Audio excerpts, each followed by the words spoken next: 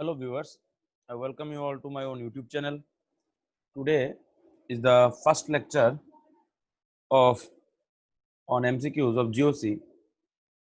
So we are starting the MCQs actually. Okay. Before seeing this video, I will request you all to see all my GOC videos. That will help you to understand the MCQs. Okay. The class will be done in Hindi and as well as English. So we are starting. Okay. Now what happens? We are starting from a very simple question. The question is,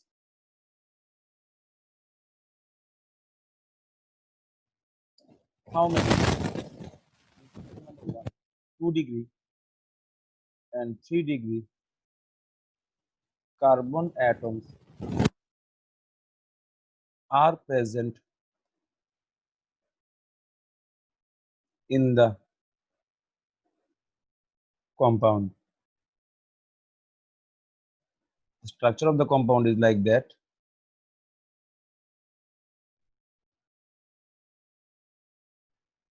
Okay, 1 degree also. So this is the structure you can see here. So you have to find out the 2 degree and 3 degree carbons. Okay. First we are drawing the structure properly here.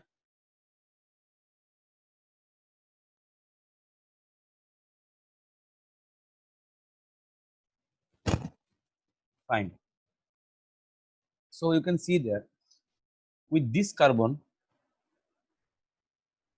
only one alkyl group is present or one carbon substitution is present. So this is 1 degree. With this carbon इसमें देखिए ये जो carbon है इसके साथ एक ही carbon attached हुआ है, इसलिए ये भी 1 डिग्री कार्बन है, ये भी आपका 1 डिग्री कार्बन है। ये जो आपका मिडिल का कार्बन है 1 2 3 4, ये 4 डिग्री कार्बन है क्योंकि इसके साथ 4 कार्बन आपका अटैच्ड हुआ है। अभी देखिए ये जो कार्बन है यहाँ पे देखिए जो कार्बन है वो आपका 3 डिग्री कार्बन है क्योंकि आपका इसके साथ देखिए यहाँ इस साइड में एक कार्बन का बॉन्ड है, इस साइड में एक कार्बन का बॉन्ड है, इस साइड में एक कार्बन का बॉन्ड है। तो 3 carbon substitutions are present, that's why it is tertiary. इसमें देखिए यहाँ पे एक, यहाँ पे एक, तो इसको हो गया आपका 2 डिग्री, ये हो गया आपका 2 डिग्री, ये हो गया आपका 2 डिग्री, ये हो गया आपका 2 डिग्री, ये हो गया आपका 2 डिग्री। सो अभी क्या हुआ है यहाँ पे जो 1 डिग्री 2 डिग्री 3 डिग्री और 4 डिग्री कार्बन एटम्स है वो हम लोगों ने निकाल लिया। इसके साथ साथ हम लोग एक और एग्जांपल करके देखते हैं तो उससे आपको और ज्यादा अच्छे से पता चलेगा।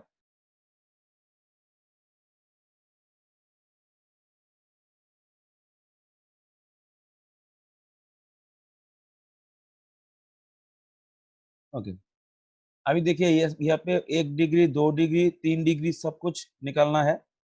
देखेंगे, देखिए ये जो कार्बन है, ये जो कार्बन है इसमें देखिए ये है 2 डिग्री क्योंकि दो एल्काइल ग्रुप दो साइड में है। यहाँ पे है 2 डिग्री, इसमें देखिए 1 2 3 ग्रुप साइड में है 3 डिग्री, यहाँ पे है 2 डिग्री, यहाँ पे है 2 डिग्री। यहाँ पे क्लोरीन को नहीं काउंट करना है।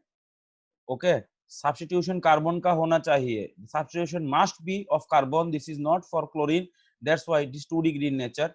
यहाँ पे देखिए 2 डिग्री है, यहाँ पे देखिए 3 डिग्री है, यहाँ पे देखिए 1 2 3, यहाँ पे भी 3 डिग्री है, यहाँ पे देखिए 1 2 3, यहाँ पे भी 3 डिग्री है, यहाँ पे 2 डिग्री है, यहाँ पे 2 डिग्री है, यहाँ पे 2 डिग्री, यहाँ पे 2 डिग्री। ओके, 2 डिग्री को 1 डिग्री को बोलते हैं प्राइमरी कार्बन, 2 डिग्री को बोलते हैं सेकेंडरी, 3 डिग्री को बोलते हैं टर्शियरी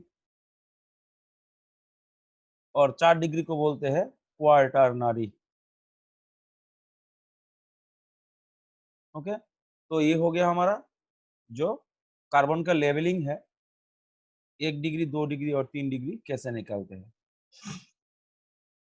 दूसरा जो आपको क्या याद रखना है, सिर्फ कार्बन का सब्स्टिट्यूशन याद रखना है, कितना सारा कार्बन एक कार्बन के साथ में अटैच्ड है, उससे आपका 1 डिग्री 2 डिग्री और 3 डिग्री का पता चल जाएगा।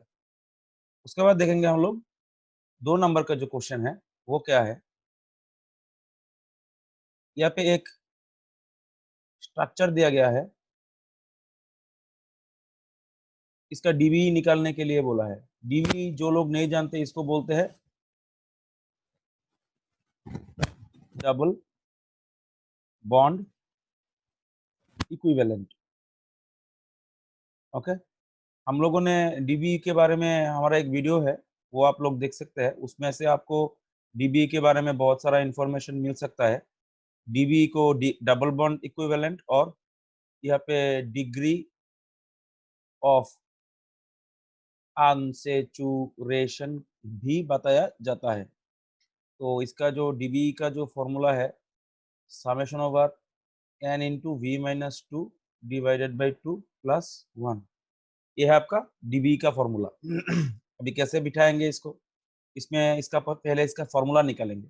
देखिए, एक कार्बन है, दो कार्बन, तीन कार्बन, चार कार्बन, पांच कार्बन, 6, 7, 8, 9, ठीक है, कार्बन नंबर 9, तो C9 हो गया। यहाँ पे देखिए कितना हाइड्रोजन है, दो hydrogen, there are two hydrogen. यहाँ पे देखिए दो हाइड्रोजन, यहाँ पे देखिए दो हाइड्रोजन, ठीक है ना। यहाँ पे देखिए एक हाइड्रोजन, यहाँ पे देखिए आपका, यहाँ पे हो गया दो हाइड्रोजन, यहाँ पे है आपका दो हाइड्रोजन, यहाँ पे देखिए आपका दो हाइड्रोजन, यहाँ पे भी आपका दो हाइड्रोजन, और यहाँ पे एक हाइड्रोजन। अब इन लोगों को काउंट करना है, काउंट करते हैं। देखिए, एक, दो, तीन, चार, पाँच, छ, सात, आठ, नौ, 10, 11, 12, 13, 14, 15, 16। कार्बन का, हाइड्रोजन का नंबर कितना है, H16। अब यहाँ पे डायरेक्ट यहाँ पे इसको बिठा देंगे। n means number of carbon atoms, that is equals to 9, bracket v means n is equals to number, जिन लोगों को ये नहीं पता है आप लिख लीजिए, number of atoms, and v is the valency, okay, valency, okay. अभी क्या होता है, इसका वैलेंसी कार्बन का है 4 माइनस 2 प्लस, अभी देखिए हाइड्रोजन कितना है, 16 हाइड्रोजन है, 16, हाइड्रोजन का वैलेंसी कितना है, 1, माइनस हो गया आपका 2 बाई 2 प्लस 1। इसका कैलकुलेशन कर लीजिए, जो भी आएगा वही आपका double bond equivalent, okay. So this is your double bond equivalent. Calculation करके देखते हैं क्या होता है। यहाँ पे दो होगा ना, दो होगा तो 19, 9 टू 18 प्लस यहाँ पे आपका -16 हो जाएगा, -16 यहाँ पे हो जाएगा -16, सो डिवाइडेड बाई 2, ओके ना, ठीक है ना। यहाँ पे हो गया आपका 1 plus 1 is equal to 2। So DV कितना निकल के आया, डीवी निकल के आया 2। इसका, इससे क्या पता चलता है कि स्ट्रक्चर कंटेन्स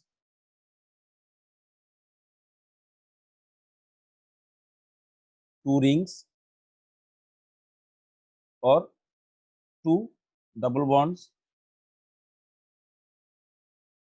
ओके। तो इसका हो गया आपका डीबी का, ये है आपका डीबी का फॉर्मूला, और डीबी ऐसे ही निकालते हैं, ठीक है। सो हम लोग अब उसका नेक्स्ट का क्वेश्चन देख रहे हैं।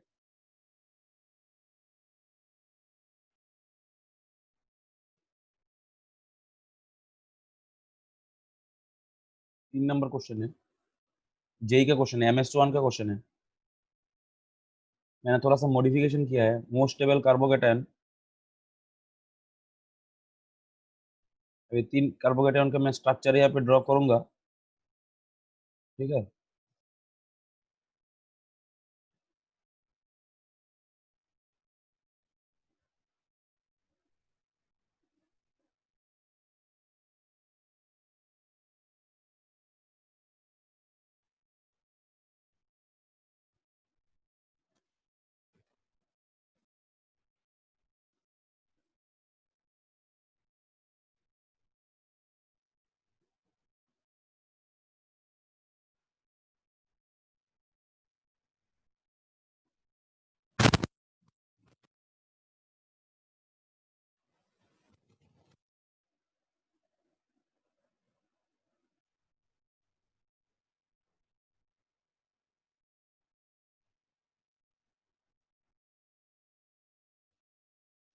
ठीक है, अभी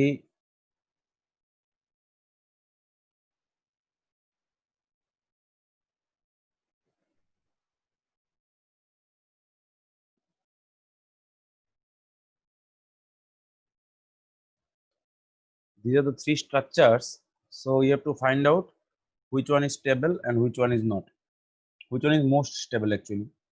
So you can see here, this is a benzylic carbon,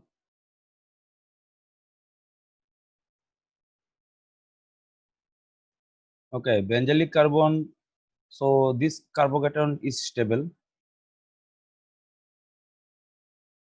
also stable, but this is most stable. Why? Okay, so I have given you the answer, but why? Now we have to find out. So what we should do, we should draw the structure here again.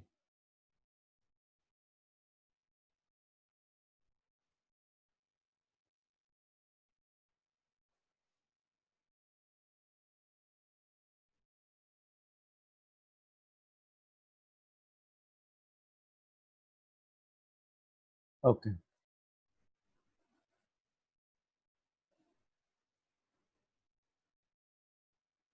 fine.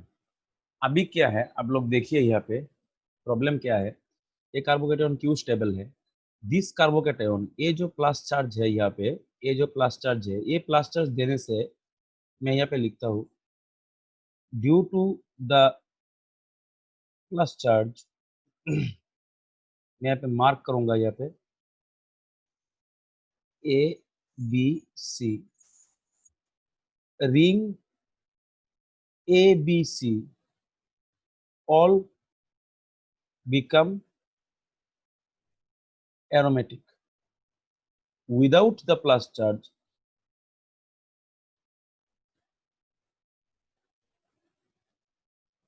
the carbocation, without the plus charge, the rings are not stable. Without the plus charge, the rings are not stable. So this plus charge takes part in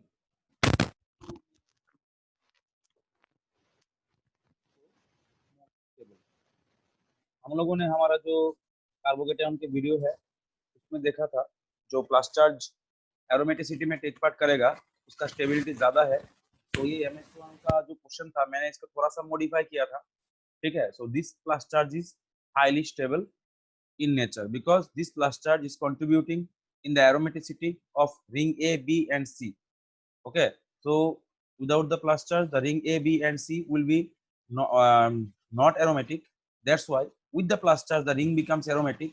That means plus charge आने के बाद ring का जो potential energy है वो decrease हो गया and उसका स्टेबिलिटी जो है रिंग का वो इंक्रीज हो गया। सो this is why the plus charge on this carbon atom is most stable. Okay.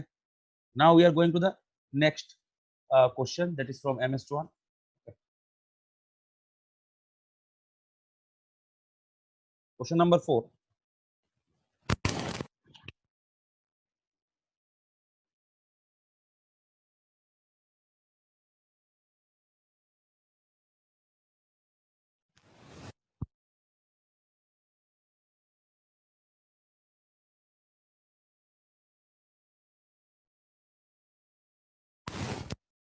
Actually question को मैंने थोड़ा सा मॉडिफाई किया है। ओके, अभी देखिए, तो आप लोगों को मैंने बताया था कि मेरा वो आइसोमरिज्म का जो वीडियो है, आइसोमरिज्म का जो वीडियो है उसको देखना पड़ेगा आपको, तो आपको ये बात पता चलेगा कि मैंने क्या बताया था यहाँ पे। ओके, तो हम लोगों ने पढ़ा था कि 6 मेंबर जो यहाँ पे रिंग होता है is free from angle strain. जिन्हें एंगल स्ट्रेन नहीं पता है वो एक काम करना, वो जाके आप मेरा जो आइसोमरिज्म का जो वीडियो है उसमें ये लिखा हुआ है angle strain, Baeyer angle strain theory के बारे में। 6 member ring is free from angle strain, so plus charge on it is stable, so this is the most stable carbocation because ये तो आपका 6 मेंबर तो है, उसके साथ साथ HCD की कार्बोकेटायन भी है, ठीक है। ये कार्बोकेटायन जो आप यहाँ पे देख रहे हैं ये 5 मेंबर रिंग के ऊपर है। तो मेरा जो आइसोमरिज्म का जो वीडियो है उसमें बायर एंगल स्ट्रेन थ्योरी है, उसको देखने से आपको पता चल जाएगा कि 6 member rings exhibit the chair form, okay, and this is the most stable form of 6 member ring. उसके बाद आएगा आपका 5 मेंबर रिंग, उसके बाद आएगा आपका 4 मेंबर रिंग, उसके बाद आएगा आपका 3 मेंबर रिंग। तो इसका स्टेबिलिटी ज़्यादा है, तो इसके ऊपर प्लास्टर जाने से कोई प्रॉब्लम नहीं है, ठीक है। इसके ऊपर प्लास्टर जाने से थोड़ा सा प्रॉब्लम है, ये बहुत प्रॉब्लम है, इसमें बहुत ही ज़्यादा प्रॉब्लम है। तो दिस इज मोस्ट अनस्टेबल। ये भी बात जो है आपको ये याद रखना है, ओके। जो बेयर एंगल स्ट्रेन थ्योरी है उसमें बताया गया है कि आपका जो स्ट्रेन रिंग होता है उसके ऊपर प्लास्टर जो है वो कभी भी स्टेबल नहीं होता है। तो ये हो गया आपका क्वेश्चन नंबर 4। अभी देखेंगे हम लोग क्वेश्चन नंबर 5।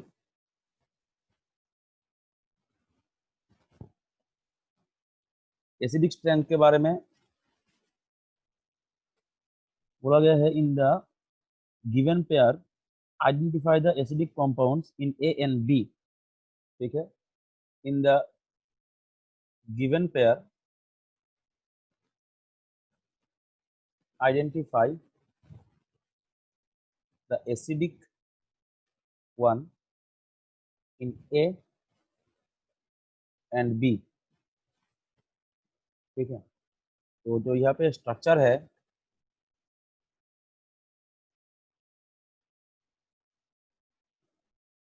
COOH,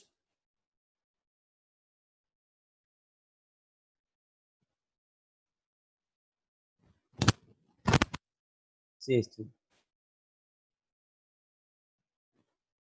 ये जेई का लेवल का क्वेश्चन है, जेई और जेई का लेवल का क्वेश्चन है, अच्छा क्वेश्चन है, नीट में भी आ सकता है, okay.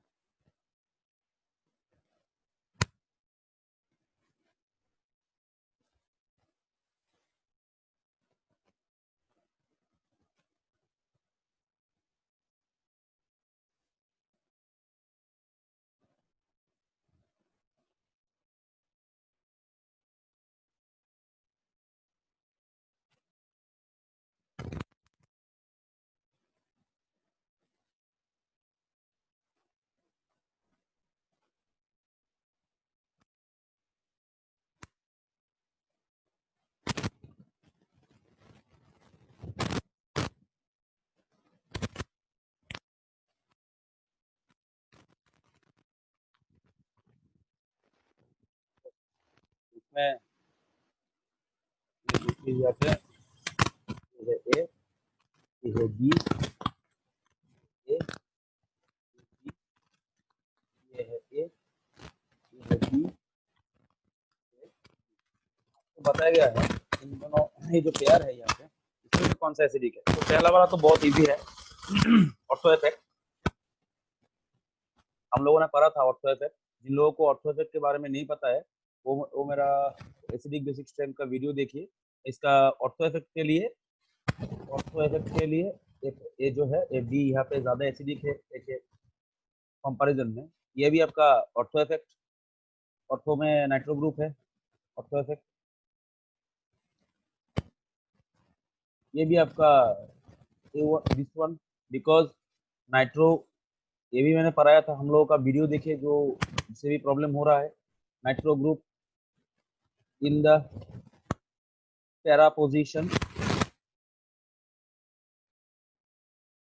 attracts electron due to its minus r and minus I, okay. Minus I ही होता है, माइनस आर इसमें नहीं होता है, इसीलिए this one is more acidic. इसमें ये ज्यादा एसिडिक है। कैसे, तो दिखाने के लिए मुझे यहाँ पे ड्रॉ करना पड़ेगा। यहाँ पे देखिए प्लस रिलीज करने के बाद जो माइनस चार्ज है वो एक हाइड्रोजन बॉन्ड यहाँ पे बनाएगा, इसको बोलते हैं due to the more stable cyclic conjugate base. तो ये है आपका एसिडिक स्ट्रेंथ का ऑर्डर। तो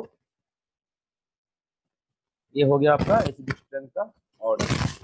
तो जिन्हें मेरा सब क्लास जिन्होंने देखा है और पास किया है उन लोगों को ऑर्थो इफेक्ट के बारे में जरूर पता होगा। तो ऑर्थो इफेक्ट जिन्हें नहीं आता है वो लोग काइंडली मेरे यूट्यूब चैनल में जाके वो वीडियो देख लीजिए पहले। उसके बाद next one, find out the most acidic hydrogen in the compound. ये बहुत बहुत बढ़िया क्वेश्चन है यहाँ पे, तो बहुत इंपॉर्टेंट भी है क्वेश्चन, ठीक है। तो मैं डायग्राम यहाँ पे ड्रॉ कर रहा हूँ आपके लिए, देखिए।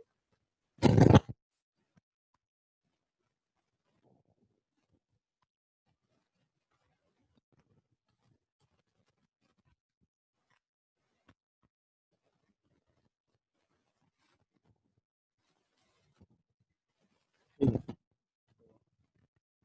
अभी इन लोगों को मार्क करते हैं,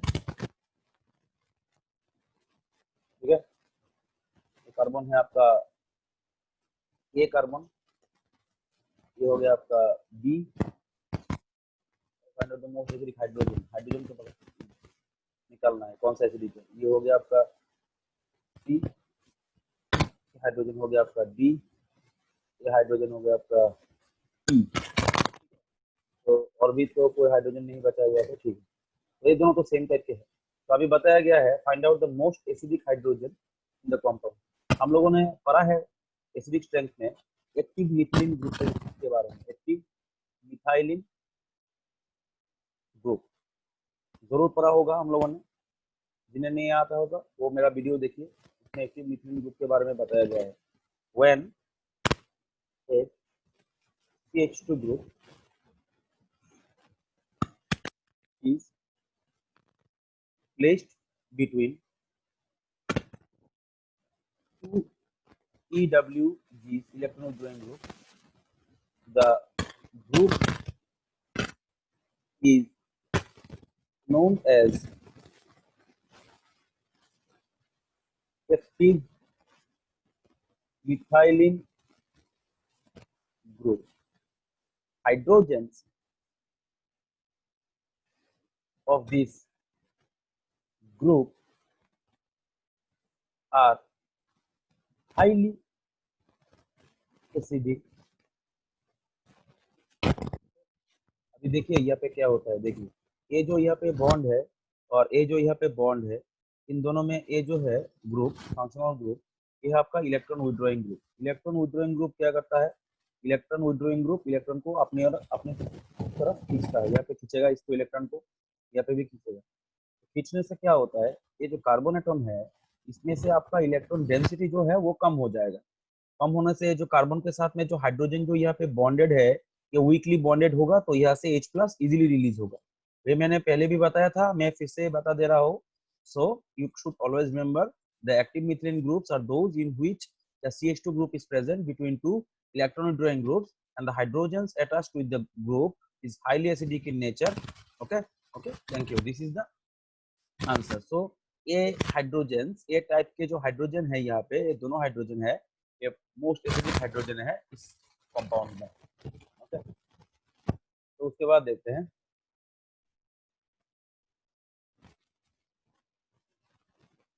ठीक है। अभी हम लोगों ने तो टाइप्स ऑफ रिएक्शन भी पढ़ा था। तो एक यहाँ पे क्वेश्चन ले रहे हैं हम एलिमिनेशन का। ओके, एलिमिनेशन का एक क्वेश्चन है।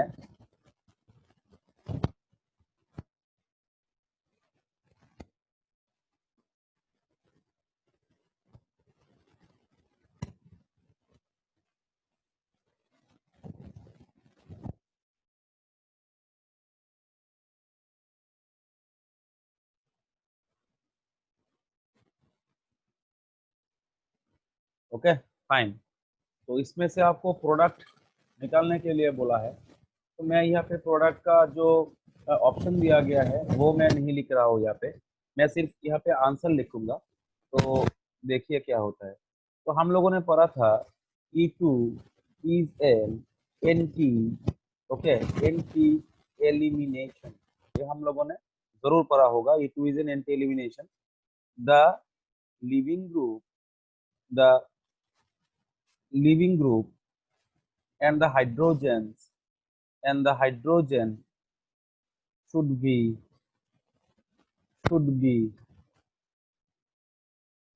in the anti-periplanar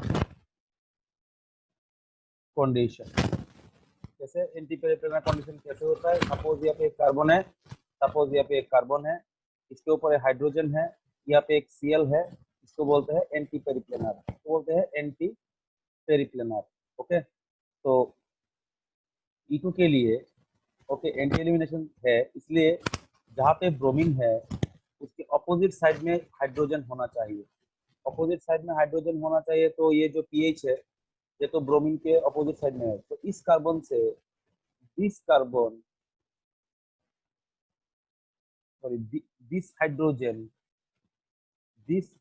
hydrogen never undergo elimination. Okay, because ये पेरिप्लेनर कंडीशन में है। क्योंकि देखिए ना आप यहाँ पे देखने से पता चल जाएगा, यहाँ पे हाइड्रोजन है और जो यहाँ पे ब्रोमीन है they are in the same side, that's why इसको बोलते हैं पेरिप्लेनर। ठीक है ना। अभी देखिए इस कार्बन में देखिए यहाँ पे एक हाइड्रोजन है, यहाँ पे भी एक हाइड्रोजन है। अभी देखिए ये जो Br है यहाँ पे ब्रोमीन और ये जो हाइड्रोजन है, ये लोग आपका एंटी पेरिप्लेनर कंडीशन में है, तो यहाँ से आपका हाइड्रोजन निकल के आएगा, जो स्ट्रक्चर निकलेगा यहाँ से स्ट्रक्चर बनेगा ऐसे। बहुत इंपॉर्टेंट क्वेश्चन है। यहाँ पे ज्यादातर स्टूडेंट्स जो करते हैं इसको यहाँ पे गलती करके आते हैं। ठीक है, तो आपको ये समझना चाहिए कि एलिमिनेशन जो E2 होता है ये हर वक्त एंटी फेवर में एंटी फैशन में होना चाहिए। ठीक है, उसके बाद देखते हैं दूसरा एग्जांपल।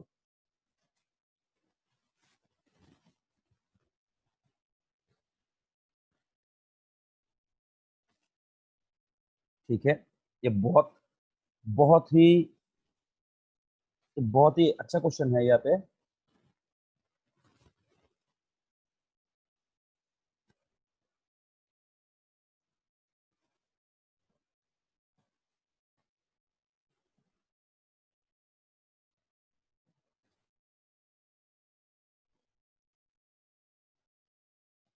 यहाँ पे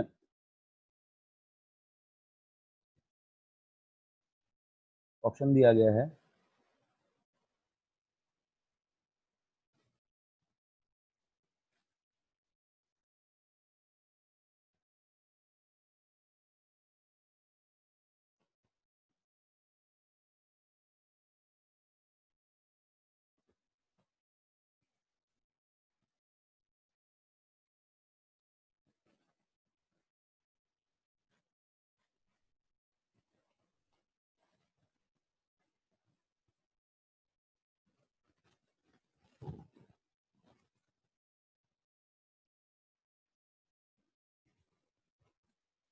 तो ये है आपका क्वेश्चन। अभी यहाँ पे करना क्या है, बहुत से लोगों को यहाँ पे समझ में नहीं आता कि यहाँ पे करना क्या है। अब एक चीज यहाँ पे देखिए, हम लोगों ने तो एरोमेटिसिटी पढ़ा होगा, तो जिन्हें एरोमेटिसिटी नहीं पता है वो पहले आपका एरोमेटिसिटी का क्लियर कर लीजिए, मेरा वो वीडियो देखिए उसमें एरोमेटिसिटी है। तो अभी एक बात आप लोगों को मैं यहाँ पे बताना चाहता हूँ। अभी देखिए यहाँ से ये Br माइनस यहाँ से निकल जाएगा। ठीक है ना, ये जो Br माइनस यहाँ से निकल जाएगा तो स्ट्रक्चर क्या निकलेगा देखिए।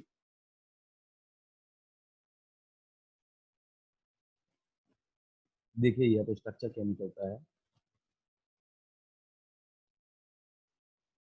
ठीक है, तो Br माइनस यहाँ से निकल के Ag के साथ में चला जाएगा, ये AgBr यहाँ पे येलो व्हाइट, ये पीपीटी हो गया येलो व्हाइट पीपीटी। तो एक ऑप्शन तो आपको यहाँ पे नजर ही आ रहा होगा। ठीक है, उसके बाद देखते हैं ये जो स्ट्रक्चर है ये आपका एरोमेटिक स्ट्रक्चर है, ये आपका एरोमेटिक है। क्योंकि हम लोगों ने पढ़ा है एरोमेटिक के लिए क्या होना चाहिए, साइक्लिक होना चाहिए, रेजोनेंस होना चाहिए और यहाँ पे sp2 होना चाहिए और इसमें 4n+2 का सेटिस्फाई करना चाहिए। तो 4n plus 2 is equal to यहाँ पे कितना हो जाता है, 4n plus 2 is equal to हो जाता है आपका 6, तो n हो जाता है आपका 1, तो product is aromatic. Products definitely has resonance. Without resonance, the compound cannot be aromatic. So the answer will be all of the above is correct. ये हो गया हमारा 8 नंबर का क्वेश्चन। ये डिफरेंट बुक से मैं कर रहा हूँ, यहाँ पे मैं बुक का नाम यहाँ पे नहीं लिख रहा हूँ, ठीक है। तो देखते रहिए, वीडियो आएगा, बहुत सारे वीडियो आएंगे इसके एमसीक्यू के बारे में, लाइव क्लास भी आएगा। तो उसके बाद हम लोग चलते हैं क्वेश्चन नंबर 9 में।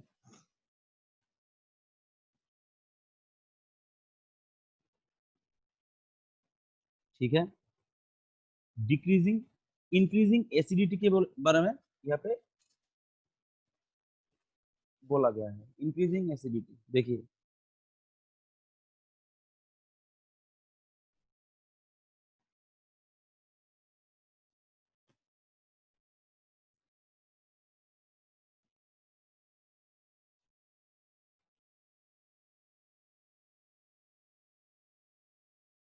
बस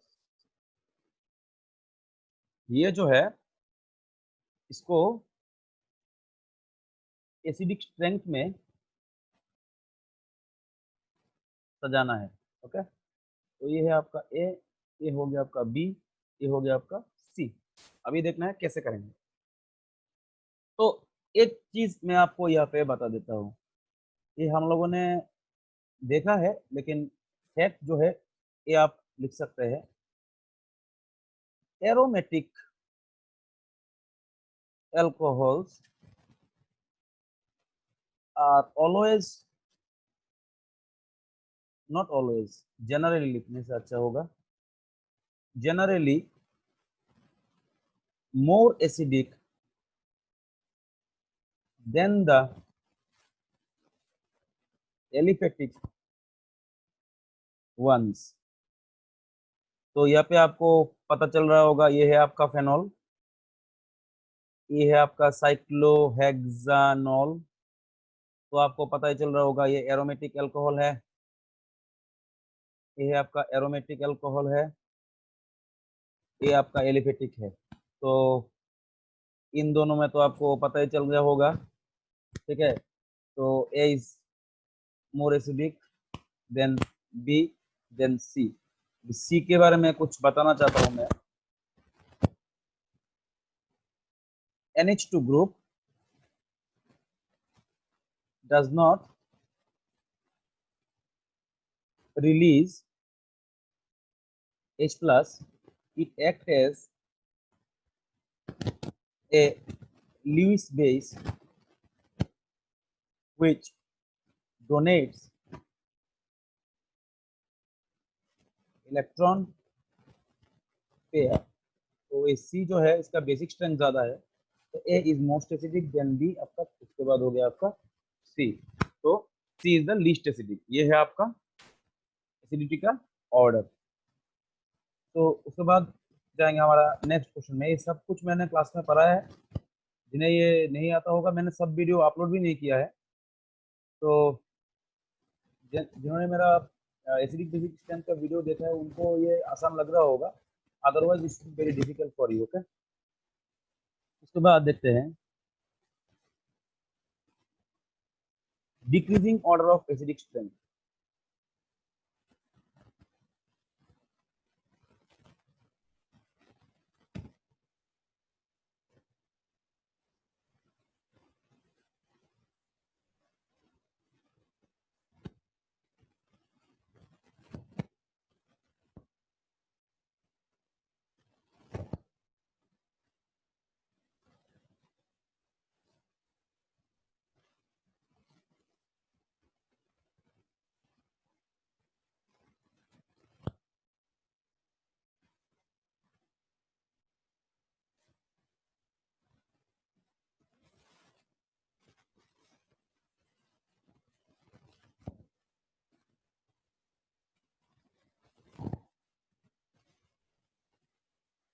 तो इसमें क्या है, एसिडिक स्ट्रेंथ सबसे ज्यादा जो है उसको पहले निकालना है, ठीक है। तो ये दोनों स्ट्रक्चर को आप देखिए, यहाँ पे जो आपका हाइड्रोजन है और यहाँ पे जो आपका हाइड्रोजन है उसको आप यहाँ पे निकाल देंगे H+ करके, तो जो स्ट्रक्चर आएगा यहाँ पे इसको अच्छे तरीके से देखिए।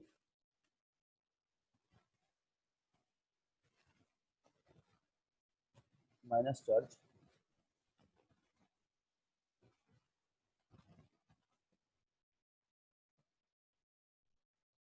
यहाँ पे आपका माइनस चार्ज, बस अभी सिर्फ आपको देखना है which one is most stable, ठीक है, which one is most stable. हम लोगों ने यहाँ पे पता लगा लिया, ये जो है ये आपका एरोमेटिक है, ये आपका एंटी एरोमेटिक है, और वो नॉर्मल कार्बन आयन, ठीक है, 2 डिग्री कार्बन आयन। अभी देखिए इसमें से सबसे ज्यादा स्टेबल कौन सा है? स्टेबल है आपका एरोमेटिक कंपाउंड, ज्यादा स्टेबल होगा। तो आप एक चीज यहाँ पे नोटिस कीजिए, फैक्ट लिख लीजिए, ये जो कंपाउंड ए है ये H+ रिलीज करने के बाद आपका एरोमेटिक कंपाउंड में कन्वर्ट हो जाता है, तो ए इज मोस्ट एसिडिक। अभी आपका ये बी वाला देखिए, यहाँ से एक H+ रिलीज करने के बाद ये हो जाता है एंटी एरोमेटिक, तो B is least acidic. Anti aromatic कोई नहीं होना चाहता है, ठीक है ना, एंटी एरोमेटिक कोई नहीं होना चाहता है, बिकॉज एंटी एरोमेटिक होने से क्या होगा, उसका जो पोटेंशियल एनर्जी है सिस्टम का वो आपका इंक्रीज हो जाएगा। तो जो कंपाउंड आपके H+ रिलीज करने के बाद एरोमेटिक होगा वो तो बहुत ज्यादा इजीली आपका एसिडिक स्ट्रेंथ शो करेगा, और जो आपका एंटी एरोमेटिक हो जाएगा वो होगा आपका लीस्ट एसिडिक, ठीक है। तो यहाँ पे क्या होगा, A is more acidic than C greater than आपका हो गया बी। तो ये हो गया आपका एमसीक्यू नंबर 10। अभी देख रहे हैं उसका बाद वाला क्वेश्चन।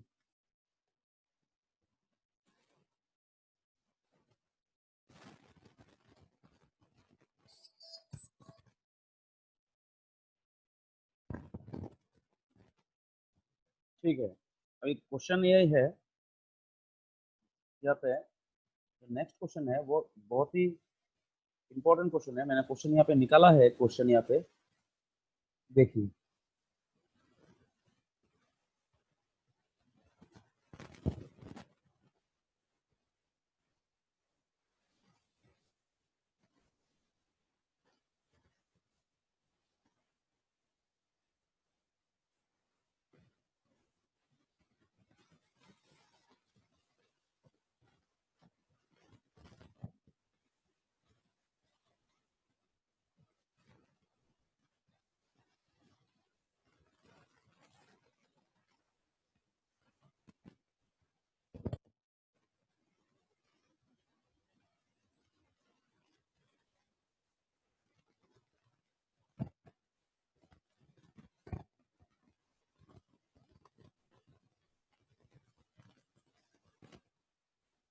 बस ये हो गया ए, ये हो गया बी, ये हो गया सी, इसको बोलते हैं डी, इसको बोला है ई। अभी बताना है आपको which one is most acidic hydrogen here. Actually में ये बहुत इजी है। अभी आपको यहाँ पे मैंने पहले भी बताया था, जो कार्बोक्सिलिक एसिड जो होता है ऑलवेज मोर एसिडिक होता है आपके फ्रॉम योर एल्कोहल, ठीक है। आपको कार्बोक्सिलिक एसिड का जो है वो हाइड्रोजन जो है वो बहुत ज्यादा एसिडिक होता है फ्रॉम आपका एल्कोहल। अभी यहाँ पे देखिए कार्बोक्सिलिक एसिड जो है, ये जो हाइड्रोजन है, ये हाइड्रोजन मोस्ट एसिडिक है इन सब में। अब ये यहाँ पे एक इम्पोर्टेंट चीज आपको यहाँ पे मैं बताना चाहता हूँ। अभी सब समझ लीजिए, क्यों किसी ने आपको क्वेश्चन दिया है ये CH3OH और CH3SH, इसमें से कौन सा आपका ज्यादा एसिडिक है? ये ये आपको मैं बताना चाहता हूँ। ये जो थायोल्स है ये आपका ज्यादा एसिडिक होता है, क्योंकि देखिए यहाँ पे देखिए एक चीज देखिए, CH3OH से एक हाइड्रोजन निकलने के बाद O के ऊपर एक माइनस चार्ज आ जाएगा, यहाँ पे S के ऊपर एक माइनस चार्ज आ जाएगा। तो ये जो देखिए S का जो साइज है, सल्फर का जो साइज है वो ऑक्सीजन से ज्यादा बड़ा है, तो यहाँ पे जो माइनस चार्ज सल्फर के ऊपर आएगा, वो जो माइनस चार्ज है वो आपका बड़ा लार्ज एरिया में आपका डिफ्यूज्ड कंडीशन में रहेगा। तो charge is stable whenever in the diffused condition. That's why this conjugate base Cb is more stable. That's why always understand this one is more acidic than this is. Okay, methyl thiol. Okay, methyl thiol is always more acidic than your methyl alcohol. Okay, this is because sulfur has a large area. That's why the charge that is formed during the release of H plus will get more stabilized because it is diffused in a large area. Charges are stable whenever they are in the expanded condition. That's why ये आपका याद रखना है, thiol जो है होता है वो आपका कंपैरिजन में होगा तो अल्कोहल के साथ, ठीक है। सब समय नहीं है, कुछ कुछ समय जनरली जो होता है वो बेसी ज्यादा एसिडिक होता है। उसके बाद हम लोग देखेंगे हमारा नेक्स्ट क्वेश्चन जो है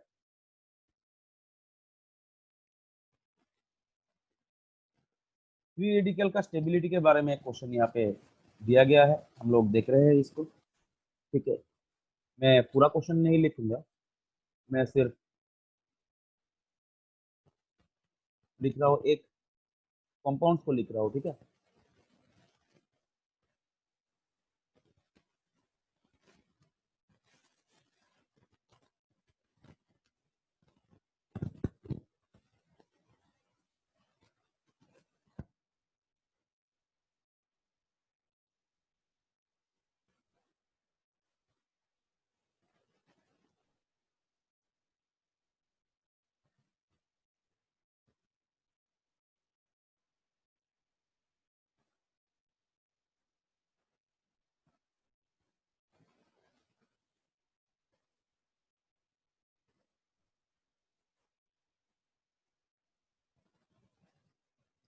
अभी यहाँ पे बताया गया है कि ऑर्डर बताने के लिए, ऑर्डर, ठीक है, स्टेबिलिटी का ऑर्डर कोई बात ही नहीं है ये।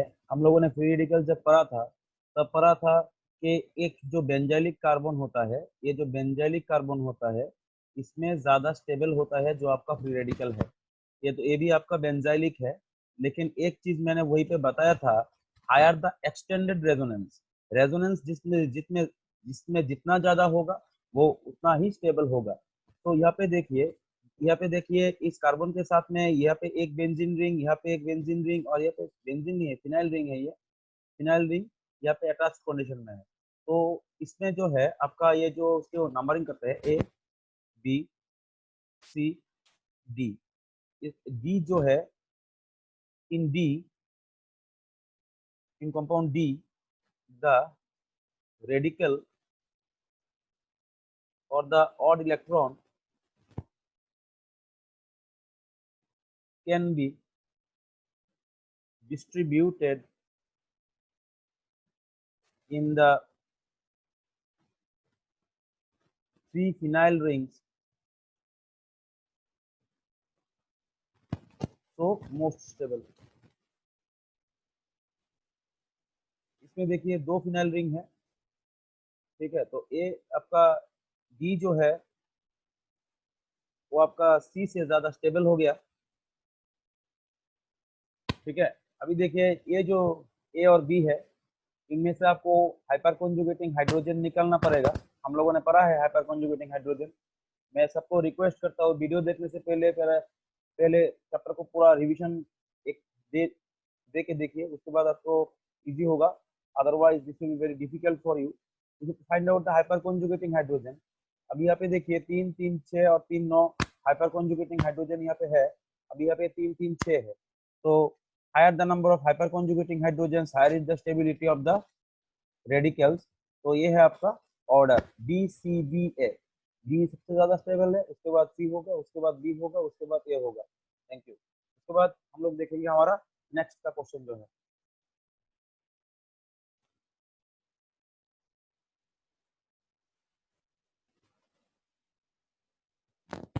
ये एक अच्छा न्यूमेरिकल है, हम लोगों ने मूल कॉन्सेप्ट में किया था, तो इसको हम लोग थोड़ा सा देख लेते हैं। यहाँ पे एक न्यूमेरिकल मिला है, बताया गया है which of the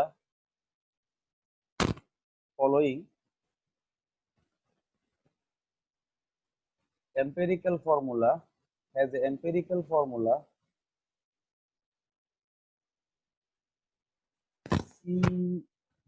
CH2O, CH2O, vapor density of 30, vapor density of 30। तो यहाँ पे 4 ऑप्शन दिया गया है। एक है आपका यूरिया, दूसरा है आपका फिनाइल हाइड्राजिन, फिनाइल हाइड्राजिन, तीसरा है आपका हाइड्राजिन, और चौथा है आपका 4 है आपका एजोबेंजीन।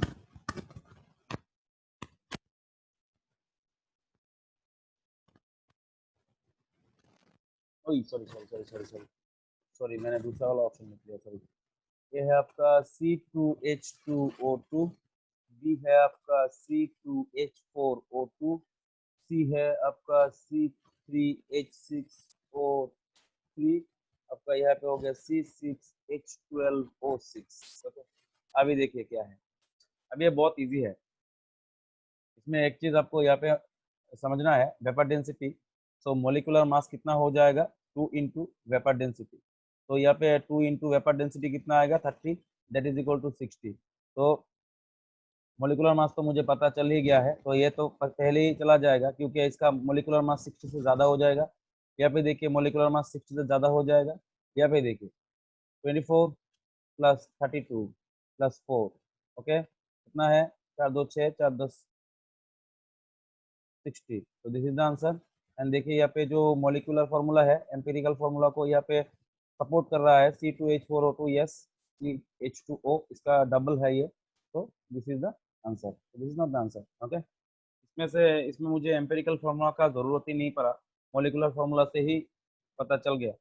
ठीक है, तो उसके बाद हम लोग देखेंगे और दूसरा वाला एक क्वेश्चन।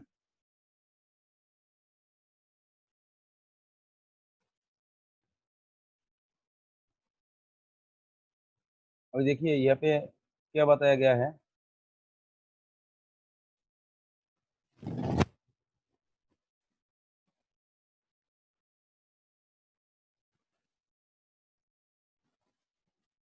देखिए ये जो कंपाउंड है, इसको बोलते हैं पोलीइन सिस्टम, पोलीइन और एलिन सिस्टम। मैंने मेरे एक वीडियो है, इसमें हम लोगों ने एक एक्ट्रोपिज्मारिज्म करके यहाँ पे एक चीज पढ़ा था, वो आइसोमरिज्म में। मैंने वहाँ पे बोला था कि एक एलिन में ये जो प्लेन है, दिस प्लेन, एंड ये जो ये प्लेन है, ये प्लेन में इसको इसको मैं ए लिखता हूँ, इसको मैं बी लिखता हूँ। मिडिल में आपका इवन नंबर का डबल बॉन्ड होगा, even number double double bond होगा, ये फैक्ट है, लिख लीजिए। इवन नंबर का डबल बॉन्ड होगा, then the planes are perpendicular to each other,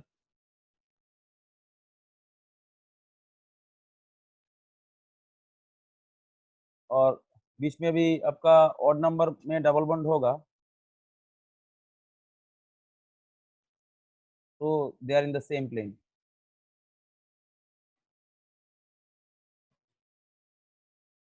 okay, same plane. तो यहाँ पे जो ये प्लेन ए और बी है, ये आपका परपेंडिकुलर है। तो ऑप्शन में दिया गया था कैसे है प्लेन दो, तो यहाँ पे एक ऑप्शन है परपेंडिकुलर। तो ये perpendicular plane, mutually perpendicular to each other, that's why they are not in the same plane. Okay, तो ये मैंने एक्ट्रोपिज्मारिज्म में बताया था। तो यहाँ पे है आपका नेक्स्ट एमसीक्यू, ये लास्ट है 15 में क्वेश्चन, 15 क्वेश्चन का वीडियो बना रहा हूँ। ओके, लास्ट है ये। एक चीज यहाँ पे मैं लास्ट एमसीक्यू करने के बजाय आप लोगों को एक चीज बताना चाहता हूँ। एक्चुअली यहाँ पे हम लोगों ने अभी जो एमसीक्यू करना है, इसमें आरएस की जरूरत है। आरएस ये तो आपका एब्सोल्यूट नोमेनक्लेचर हो गया, इसको कैसे करेंगे, ठीक है ना। तो ये आरएस जानना बहुत ही जरूरी है। सपोज आप लोगों को एक स्ट्रक्चर यहाँ पे दिया गया है, देखिए सपोज आप लोगों को एक स्ट्रक्चर यहाँ पे दिया गया है। तो यहाँ पे जो स्ट्रक्चर है, सपोज इसमें आप ले लीजिए, ये CHO है, यहाँ पे एक OH है, यहाँ पे एक CH2OH है, यहाँ पे एक हाइड्रोजन है। ये जो स्ट्रक्चर है, ये है ग्लिसरल्डिहाइड का। ग्लिसरल डिहाइड का स्ट्रक्चर है। तो इसमें हम लोग क्या करेंगे, इसका आरएस निकालने के लिए हम लोगों को बताया गया है। तो हम लोग क्या करेंगे, यहाँ पे CIP रूल को अप्लाई करना है। वो रूल क्या है मैं बता देता हूँ आपको। देखिए ये जो स्ट्रक्चर है इसको पहले आपको तोड़ के लिखना पड़ेगा। कैसे तोड़ के लिखना पड़ेगा, देखिए ये जो कार्बन है, ये जो कार्बन मैंने यहाँ पे लिखा है, देखिए इसके साथ में दो बॉन्ड है जो ऑक्सीजन के साथ में अटैच्ड है। उसको कैसे लिखना है, ये एक ऑक्सीजन लिखना है और दूसरा वाला ऑक्सीजन लिखना है। इसको बोलते हैं फैंटम एटम, ठीक है, फैंटम एटम, ठीक है। फैंटम एटम क्या है, यहाँ पे नहीं है, लेकिन हम लोगों को CIP के लिए इसको लिखना पड़ेगा, तो हम लोगों ने यहाँ पे लिख लिया। ये जो ऑक्सीजन है इसके साथ हाइड्रोजन है, इसको लिखना है।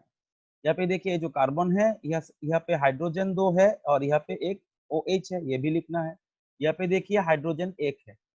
अभी CIP रूल को अप्लाई करेंगे। रूल का मतलब क्या है, अभी रूल को अच्छे तरह से समझ लीजिए। ये जो कनेक्टिंग एटम है इसका एटॉमिक मास के साथ हम लोग कंपेयर करेंगे। जिसका एटॉमिक मास ज्यादा होगा वो आपका ज्यादा प्रायोरिटी ग्रुप है। कैसे करेंगे हम लोग देखते हैं, प्लीज यहाँ पे थोड़ा सा कॉन्सेंट्रेट कीजिए, थोड़ा सा कॉन्सेंट्रेट कीजिए। ये जो आपका ऑक्सीजन है इसका जो एटॉमिक मास है ये है आपका 16, ठीक है। ये जो कार्बन है इसका जो एटॉमिक मास है वो हो गया आपका 12। हाइड्रोजन का जो एटॉमिक मास है वो हो गया आपका 1। यहाँ पे कार्बन का जो एटॉमिक मास है वो हो गया आपका 12। तो आपको ये साफ साफ दिख रहा होगा कि ऑक्सीजन का जो है it is the highest priority group, because इसमें जो है आपका एटॉमिक मास कनेक्टिंग एटम का ज्यादा है। तो इसमें तो no doubt, so this is known as a highest priority. A means the highest priority, highest priority. अभी देखिए ये भी कार्बन है, ये भी कार्बन है। अभी आपको देखिए यहाँ पे भी 12 है, यहाँ पे भी 12 है। यहाँ पे आपको क्या करना है, अभी काम में आएगा वो जो फैंटम एटम मैंने लिखा है। अभी देखिए यहाँ पे कार्बन है, कार्बन है। अभी एक एटम से आपको समझ में नहीं आया होगा, उसके बाद के एटम में जाएंगे। कार्बन यहाँ पे सेम है, कार्बन कार्बन सेम है।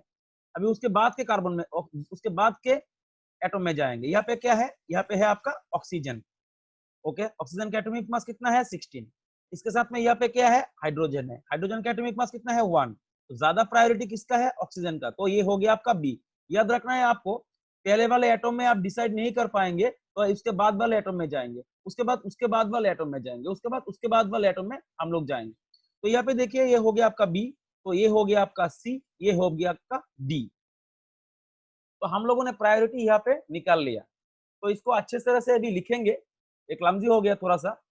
तो स्ट्रक्चर जो है हम लोग यहाँ पे लिखेंगे CHO, यह हो गया CH2OH, ये हो गया आपका OH, ये हो गया आपका हाइड्रोजन, यहाँ पे हो गया A, ये हो गया आपका B, ये हो गया आपका C, ये हो गया आपका D। आपको याद रखना है रोटेशन करने के समय, अभी रोटेशन करेंगे, क्लॉकवाइज में रोटेशन होगा तो R,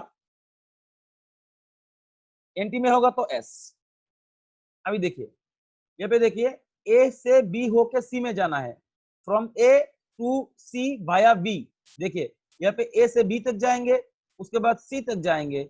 जाने के समय इसका देखिए A, दिस शुड बी यहाँ पे एक चीज फैक्ट जो है बहुत ही इंपॉर्टेंट है, this should be S, but if the, एक आपको लिखना पड़ेगा, lowest priority group is in the horizontal position and falls in the rotation, then the nomenclature will be reversed। अभी देखिए यहाँ पे, देखिए यहाँ पे क्या है, ए से बी होके सी में गए तो हाइड्रोजन यहाँ पे देखिए जो लोएस्ट प्रायोरिटी ग्रुप है रोटेशन में पड़ा, इसका एस होना चाहिए था, रिवर्स होके ये आर हो गया। तो ये है आपका आर, आर ग्लिसरल्डिहाइड। ओके, ये है आपका आर, 2R, क्योंकि 2R कैसे है, यहाँ पे आईपीसी का नंबरिंग करेंगे 1 2 3 नंबर, 2 नंबर का कार्बन का भी हम लोगों ने RS निकाला है, इसीलिए ये है आपका आर कॉन्फ़िगरेशन में है। एक और एग्जांपल देख के हम लोग वीडियो को खत्म कर देंगे, यहाँ पे ज्यादा लंबा हो गया। ओके, एग्जांपल देखिए यहाँ पे, सपोज अभी यहाँ पे देखिए COOH है, यहाँ पे OH है, यहाँ पे CH2OH है, यहाँ पे हाइड्रोजन है। तो इसको तोड़ के लिखना पड़ेगा। COOH को कैसे लिखेंगे? COOH में अभी फेंटोम एटम लिखना पड़ेगा एक, OH, ठीक है। ये जो आपका हो गया, ये हो गया आपका OH, यहाँ पे हो गया आपका CH2OH, ये हो गया हाइड्रोजन। तो यहाँ पे देखिए, यहाँ पे जो मोस्ट प्रायोरिटी ग्रुप है, मोस्ट प्रायोरिटी ग्रुप ये कार्बन, ये जो ऑक्सीजन है इसका 16 एटॉमिक मास, तो ये हो गया आपका A, इसका है 12, ठीक है, इसका भी 12 है, इसका भी 1 है। तो अभी देखिए क्या है, यहाँ पे कार्बन 12, ये भी 12, तो हम लोगों को पता नहीं चल रहा है कौन सा प्रायोरिटी ज्यादा है। अभी इसके बाद इसमें है ऑक्सीजन, यहाँ पे है हाइड्रोजन, तो ये हो गया आपका बी, ये हो गया, सॉरी, ये हो गया आपका बी, ये हो गया आपका सी, और ये हो गया आपका डी, क्योंकि इसका एटॉमिक नंबर कनेक्टिंग एटम का 1 है। तो हम लोग क्या करेंगे, ए से बी, ए से सी तक जाएंगे वाया बी। तो देखिए ए से पहले बी में गया, उसके बाद सी में गया। जाने के समय ये जो लोएस्ट प्रायोरिटी ग्रुप है हाइड्रोजन, हॉराइजॉन्टल कंडीशन में है, हॉराइजॉन्टल कंडीशन में है, ये रोटेशन में भी है, ठीक है। तो क्या है इसका, देखिए इसको एंटी क्लॉकवाइज रोटेशन में एस होने की, एस होना चाहिए था, लेकिन इस एस नहीं है, क्योंकि मैंने बताया था आपको हाइड्रोजन और लोएस्ट प्रायोरिटी ग्रुप आपका रोटेशन में पड़ेंगे, और ये आपका हॉरिजॉन्टल कंडीशन में होगा तो उसका नोमेनक्लेचर चेंज हो जाएगा। तो ये हो गया आपका आर। तो this is the configuration. So we will discuss more about R and S in our next video. Please stay tuned for next updates. Okay. Thank you all.